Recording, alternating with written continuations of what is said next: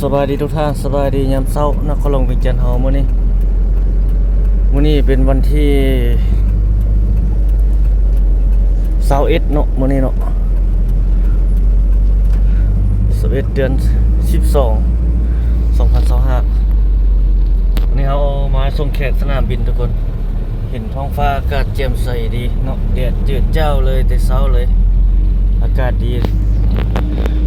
โดยเก็บบรรยากาศให้ทุกท่านได้เบิ่งทักทายพาเบิ่งกันสัญจรกันไปมาของรถในยามเช้าเนาะนี่เขาออกจากสนามบินไปอันนี้มาส่งแขกทางเข้าออกสนามบินสกลบัตไตล่าสุดประมาณนี้ป้ายโฆษณาอยู่สองข้างในส่วนหลายจะเป็นของบริษัทคนจีนหลายก่อนคนลาวเขา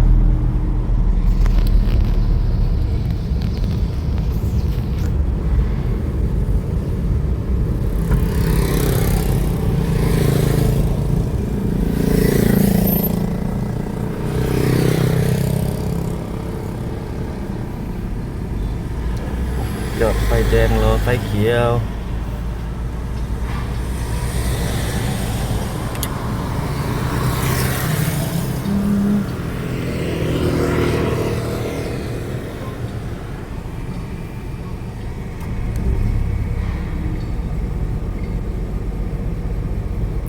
สิพาเบิ่งผ่านไปเขตสังเจียง ยามเช้านี่เป็นแนวใดเนาะนะเขียวแล้วทุกคน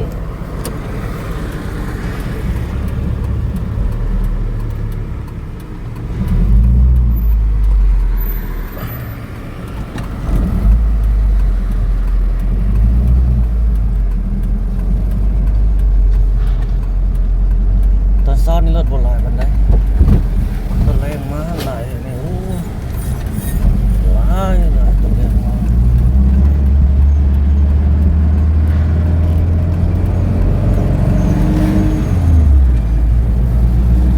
เบื้องนั้นติดหลายตอนแรง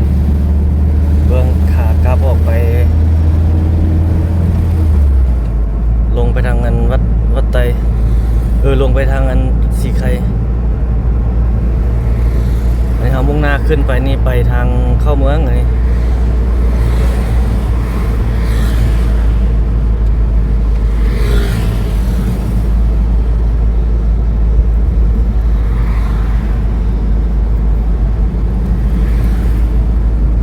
กองพันใหญ่703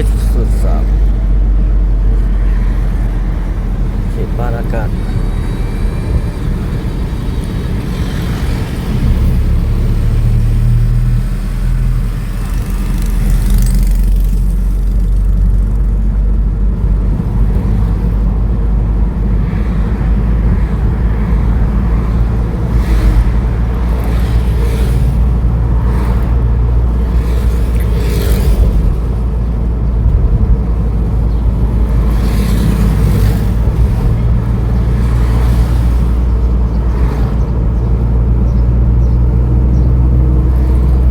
การสัญจรเช้ามื้อนี้อยู่นครหลวงเวียงจันทน์เฮาทุกคนประมาณนี้เลย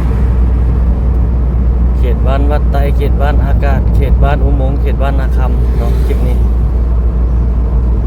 บ้านอุโมงค์ก็เขตสังเจียงฮะ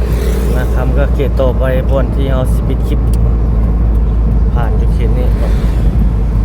เขตหลักทุกคนเบื้องนั้นขวามือเมื่อกี้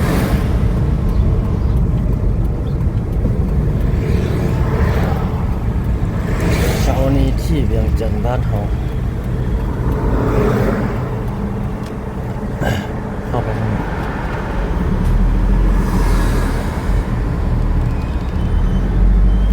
เขตเมืองสิโคตรตะบองทุกคน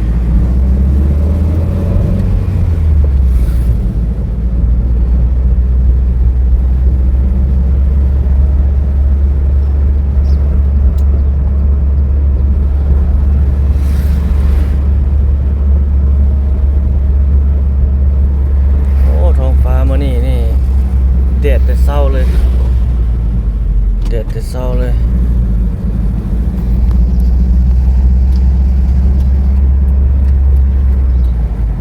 บ้านวัดไตน้อยทงเขียนนี่ฝ่าทางเบื้องนั้นวัดไตน้อยท่าเนาะมี 12วัดไต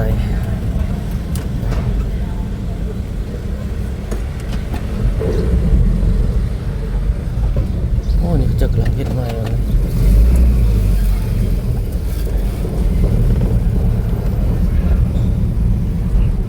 เขตอันนี้เป็นเขตตลาดสังเจียงแหละใครนี่ไปนี่แม่นมั้ยเข้ามาทางในนี่เป็นเขตครับมันมีประตูใหญ่เข้าอยู่3ด้านเนาะบอนเราเข้ามาเมื่อกี้นี้แล้วก็อยู่เข้าด้านหลังสังเจียงแล้วก็อยู่ด้านหน้าสังเจียงก็คือด้านหลังก็คือถนนสุภานุวงศ์ด้านหน้าก็คือถนนอาเซียนตลาดสังเจียงใช้หน้าเท้าในเวียงจันทร์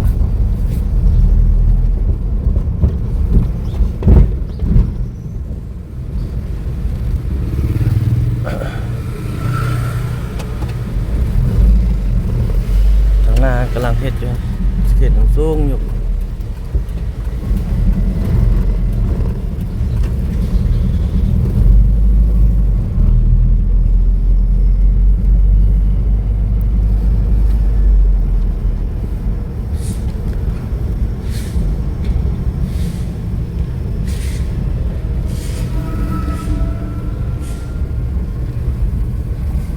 เฮ็ดใหม่โอ้แล้วหลายประมาณนี้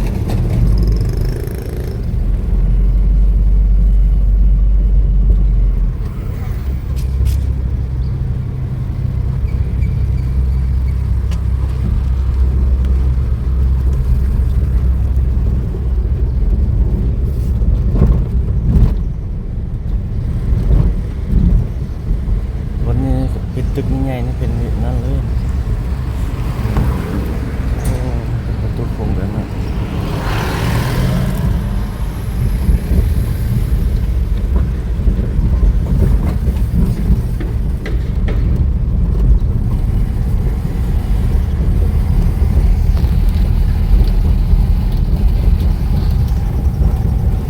อันนี้ของน้ำเนี่ยเขาจะเจ็ดเป็นท่านไปเลยเขาหากระถ่ายวานนี่ตัวแล้ว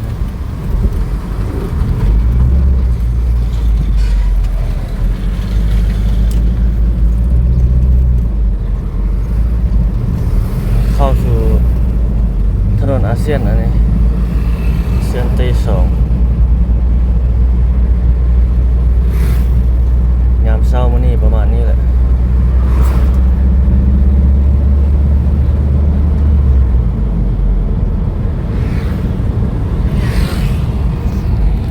อาคารขึ้นใหม่เจ้าอันนี้มาก่อนเครื่องของวัสดุก่อสร้าง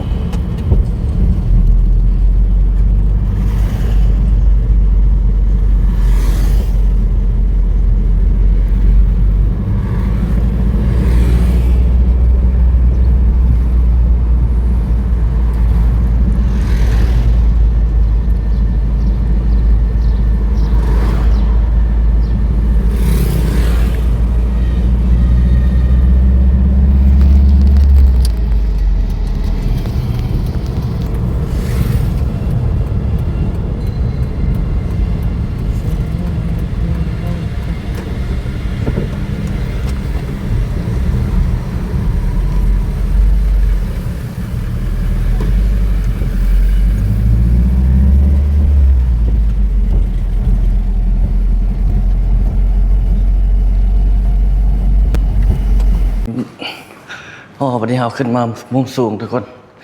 เมื่อกี้เรามาทางนั้นเนาะ นี่ขึ้นมาเบิ่งทางเป็นภาพมุมสูงของโรงแรมสันดานฟ้าก็จะโอ้แดดตอนนี้ประมาณ 12 โมงแดดร้อนเปรี้ยงเลยห่มวันนี้มาวันนี้มันห่มบางเสานี่ นี่บางเสาโอ้เมื่อกี้เราผ่านมาทางนั้นทุกคนเมื่อกี้เราผ่านออกจากวัดไตเนาะออกจากสนามบินสกลวัดไตแล้วก็เกี้ยวมานี่เข้ามาถนนสุพรรณวงศ์ลัดออกมานี่แล้วก็เกี้ยวมานี่กึบนี่เข้ามาทางเขตสังเกียงเขตเศรษฐกิจคนจีนในมื้อนี้ประมาณนี้เลยทุกคนมื้อนี้โอ้เขียนหลายเนาะ มีตังเปิงจึงอยู่ในมื้อนี้ขึ้นมาเรื่อยๆแล้วตึกอาคารสูงขึ้นเรื่อยๆ นี่ยังว่างอยู่นี่นะว่างก็อีกบ่ดนละสภาพดินฟ้าอากาศเฮาเพิ่นประมาณนี้เย็นๆหน่อยหนึงทุกคนแต่ตอนนี้มันมีแดดตอนแรงมากับตอนเช้ามันเย็นๆหน่อยหนึงเดี๋ยวเฮามาทางนี้เบิ่งบัดนี้โอ้สบายดีทุกท่านเนาะเวียงจันทน์บ้านเฮาอัปเดตพาชมพาเบิ่งเนาะประมาณนี้ทุกคนมื้อหน้าจึงสิมาอัปเดตใหม่ตึกอาคารสูงนะมื้อนี้ขึ้นมาทักทายต่อใส่เมื่อกี้ให้มันยาวอีก ได้